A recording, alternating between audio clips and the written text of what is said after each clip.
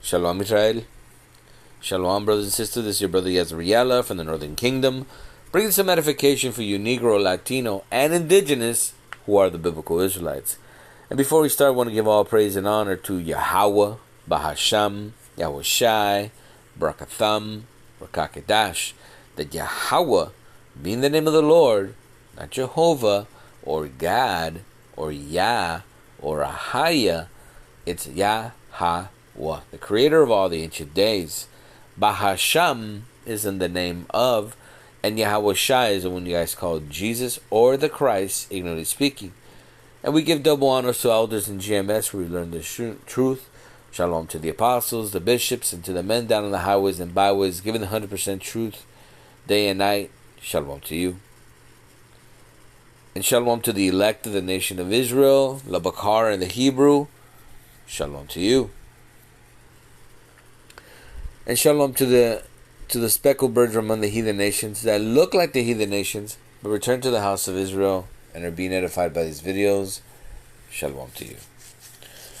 The date today is May 22nd of 2025, our hopeful year of salvation and the destruction of the nation of Edom. And we're going to be speaking about the chariots of Israel. Okay?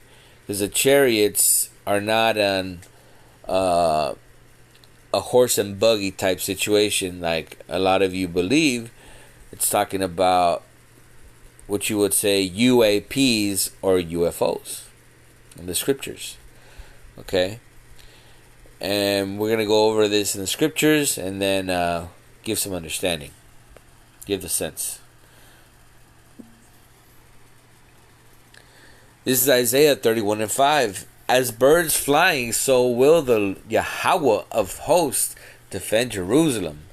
Defending also, he will deliver it, and passing over, he will preserve it. Right? Because these chariots are like those birds. They're flying up, they're moving, they're agile, right? And let's get another verse here. And this is Psalms 104:3. Who layeth the beams of his chamber in the waters? Who maketh the clouds his chariots? Who walketh upon the wings of the wind? Okay? So, when they're talking about clouds, it really is talking about chariots. Okay? AKA UFOs or UAPs. And why is this important? Because a lot of people have to believe. Remember, the time of Exodus, for 40 years, we had a cloud. We know what the cloud is now, right? A chariot or a UFO, which was a cloud by day, which was given shade, and a pillar of fire by night. So it was given light by night. What could do that for 40 years?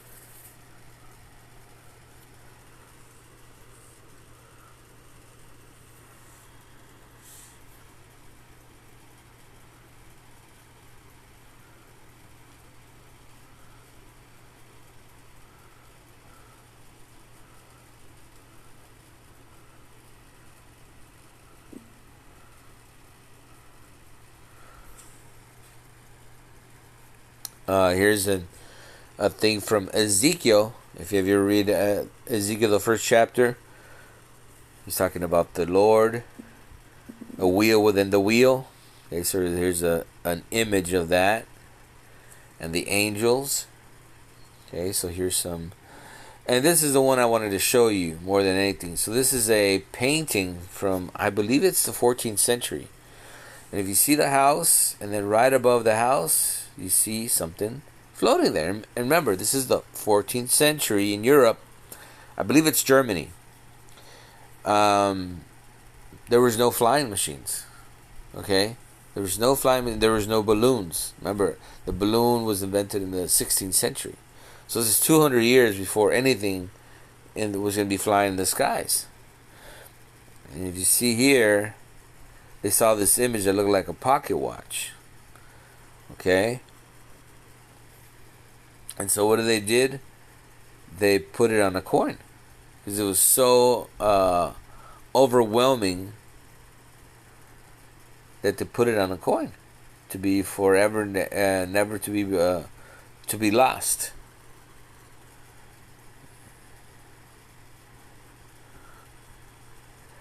So again, here's another image of that chariot or that UFO, and to see that was important of them to see it. Okay, like I said, there's nothing new under the sun. The time of Alexander, they were called flying shields. It was reported that Christopher Columbus saw one the day before they found land, and it said it led them to the Taínos. Okay, you see this image? This is what they painted, and this is what they put on the coin. Strike it on the coin. Okay, so it's the same thing. And again, this is hundreds of years ago. This is another painting, and this painting is in Yugoslavia, and I believe it's 13th or 12th century. And it's the crucifixion of the Mashiach at the very top. But what they zoomed in at this right and left, you see there, right and left, are these images of the angels in these vehicles. Remember, this is 11th century. Where do they get the concept of aerodynamics or somebody maneuvering to fly something? Remember, even Da Vinci's inventions were out there, but nobody knew about this thing. And there you are, somebody painted it. And like I said, these are paintings way before anything that's supposed to be flying in the air. So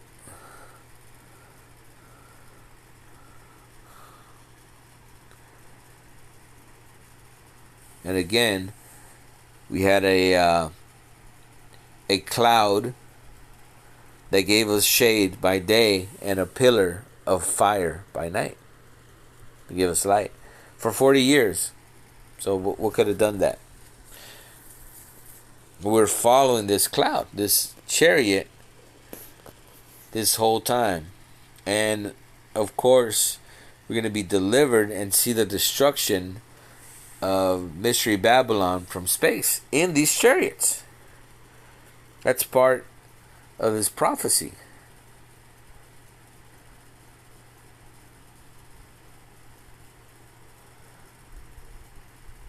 Because there's people going to be saved and there's other people are going to get vaporized.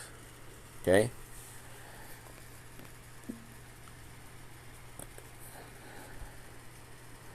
There's going to be angels helping to seal the elect, collecting the elect all over the world. So this is already in the culture of the Native Americans. This is in the culture of the Bible. So again, it doesn't take very hard to even imagine this thing. And there you go.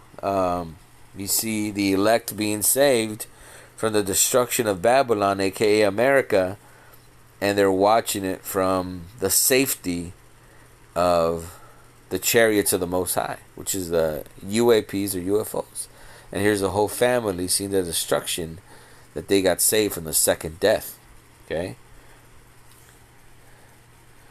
So our salvation is going to be stranger when they see, the other nations see our salvation is going to be almost unbelievable, because the other nations are, nobody else is getting saved but us. What I mean us, the Hebrew Israelites, the blacks, Hispanics, and Native Americans, and only the elect of the nation of Israel will have that appointment. No one else. So that's it, brothers and sisters. I hope you guys got edified. Call halal Yahweh Ba'Shem Yahushai Barakatham Rakakidash, and he who is spiritual, and he that have his ears, let him hear. Shalom.